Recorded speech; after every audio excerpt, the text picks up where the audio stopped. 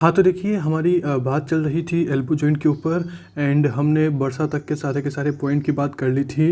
And in this video हम आपसे बात करेंगे factor providing elbow joint stability. Okay, तो ये बरसा की बात, थर्ड पॉइंट की बात प्रीवियस वीडियो में हो गई थी एंड अभी का फोर्थ पॉइंट है factor providing elbow joint stability. इनको पूरा कर लेना। पी आर मतलब प्रोवाइडिंग, ई एल बी मतलब elbow joint, S T A मतलब स्टेबिलिटी। ओके, और देखिए अगर आपने हमारे हिप जॉइंट वाली वीडियो देखी हो तो ऑफ कोर्स वहाँ पे भी हमने यही पॉइंट डिस्कस किया था एंड शोल्डर जॉइंट पे भी डिस्कस किया था।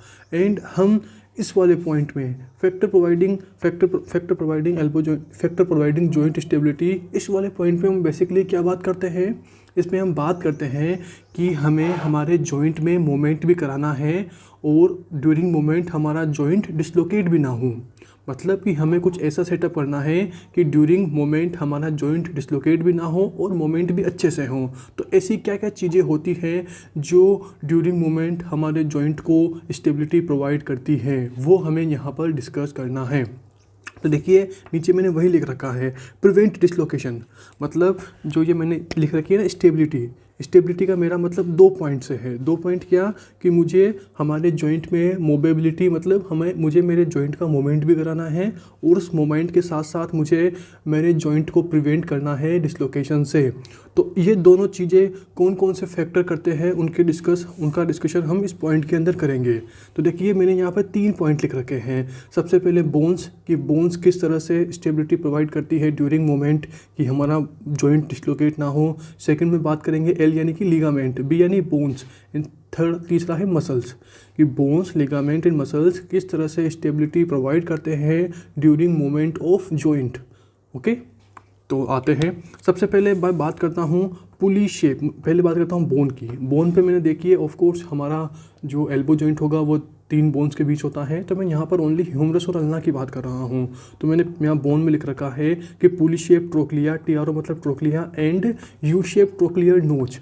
इन दोनों बोन का शेप इस हिसाब से होता है कि हमारा जॉइंट का जो मोमेंट है वो आसानी से होता है और ड्यूरिंग मोमेंट हमारा जॉइंट डिसलोकेट नहीं होता। अब आप बोलेंगे सर कैसे, चलिए मैं आपको दिखाता हूँ। देखिए दिस इज़ अवर ह्यूमरस का lower and this is ulna. Okay, अब आपको सोचिए पुली शेप ट्रोक्लिया, देखिए this is trochlea, this is capitulum. अब ट्रोक्लिया पुली शेप है, ओके, एंड कैपिचुलम क्या है, कैपिचुलम यू शेप है। तो यार ये यू शेप जो गलती हो गया, जो यू शेप ट्रोक्लियर नोच है, इसको हटा देता हूँ। तो जो ये यू शेप ट्रोक्लियर नोच है अल्ना की, ये इस पुली शेप ट्रोक्लिया में आसानी से फिट हो जाती है। और आसानी से फिट हो जाएगी तो ऑफ कोर्स ये वैसे ही हो गया जैसे होता है ना हिंज जॉइंट। मतलब हिंज जॉइंट तो है, जैसे आप पढ़ते हो ना गेट को खोलते हो बंद करते हो, खोलते हो बंद करते हो। मतलब कि इस पुली में जो ट्रोक्लियर नोच है वो इस तरह से फिट हो गई कि जो हमारे जॉइंट का मोमेंट है वो बिल्कुल सिंपल हो गया। एंड आप खुद देखिए यार, इसके अंदर, इस पुली के अंदर मैंने ट्रोक्लियर नोच डाल दी, ट्रोक्लिया की पुली के अंदर मैंने ट्रोक्लियर नोच ऑफ अल्ना डाल दी। तो ऑफ कोर्स यार इसके डिसलोकेशन के चांसेस भी बहुत कम हो जाएंगे। ओके, तो ये वाला बोनी फैक्टर है। मतलब हमने इस बोन को इस तरह से डिज़ाइन किया है कि हमारा जो हमारा जॉइंट का मोमेंट है, जो कि हिंज टाइप का मोमेंट होता है, ओके, वो आसानी से हो एंड ड्यूरिंग मोमेंट हमारा जॉइंट डिसलोकेट ना हो। ओके, आई होप आप समझ रहे होंगे। हमारा एम है बस 2, इस वाले पॉइंट का एम है 2, हमें मोमेंट भी अच्छे से कराना है और ड्यूरिंग मोमेंट हमें डिसलोकेशन से भी प्रिवेंट करना है। ओके, सेकंड पे आते हैं लिगामेंट। तो यस यार, इस पुली शेप ट्रोक्लिया और यू शेप ट्रोक्लियर नोच, चलो इन दोनों का आर्टिकुलेशन हो गया। उसके बाद इसके चारों तरफ क्या होता है, हमारा जो लिगामेंट्स क्या करते हैं, बोन को बोन से जोड़ते हैं। तो इसके चारों तरफ क्या होगा, ऐसे लिगामेंट होगा। तो ऑफ कोर्स यार इन दोनों को, जो भी बोनी स्ट्रक्चर्स होती है उन्हें उन्हीं जगह पर रखना कि हमारी ट्रोक्लिया यू शेप ट्रोक्लियर नोच पर आसानी से चिपकी रहे, आसानी से आर्टिकुलेट रहे। तो ये काम कौन करते हैं, लिगामेंट्स। हम क्या करेंगे, ऐसे किया, इसके बाद इसको पूरे को लिगामेंट से बांध दिया, ह्यूमरस को और अल्ना को चारों तरफ से लिगामेंट से बांध दिया, ताकि हमारी बोनी स्ट्रक्चर्स जहाँ हैं वहीं रहे। और ऑफ कोर्स जहाँ है वहीं रहेगी तो आसानी से मूवमेंट होगा एंड फिर डिसलोकेशन को प्रिवेंट करेगी। तो मैंने यहाँ लिख रखा है लिगामेंट की स्ट्रेंथ, मतलब ताकत।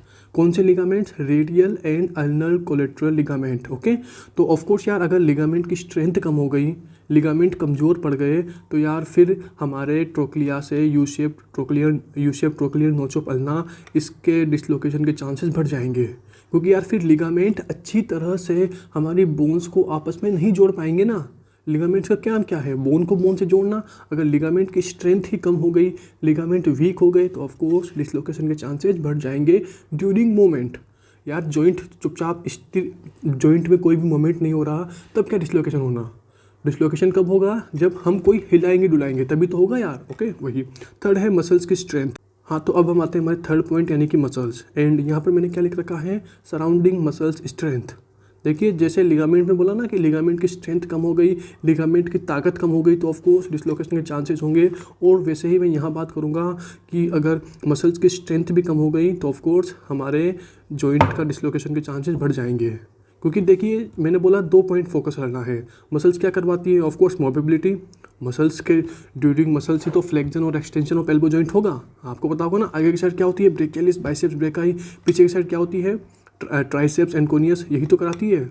बाइसेप्स सॉरी ब्रेकियलिस तो क्या कराएगी, फ्लेक्जन, और ट्राइसेप्स क्या कराएगी, एक्सटेंशन। ओके, तो वही तो मसल्स ही मूवमेंट कराती है। एंड डिसलोकेशन को कैसे प्रिवेंट करती है, ऑफ कोर्स यार आपको सोचिए, जब आगे वाली मसल ने मूवमेंट कराया तो ऑफ कोर्स पीछे वाली मसल इसको पीछे जाने से रोकेगी। जो एक्सटेंशन वाली मसल्स होती है वो पीछे की साइड सपोर्ट करेगी। जब एक्सटेंशन मूवमेंट हो रहा है तो जो फ्लेक्जन वाली मसल्स है वो इस जॉइंट को आगे से सपोर्ट करेगी ताकि हमारा जॉइंट डिसलोकेट ना हो।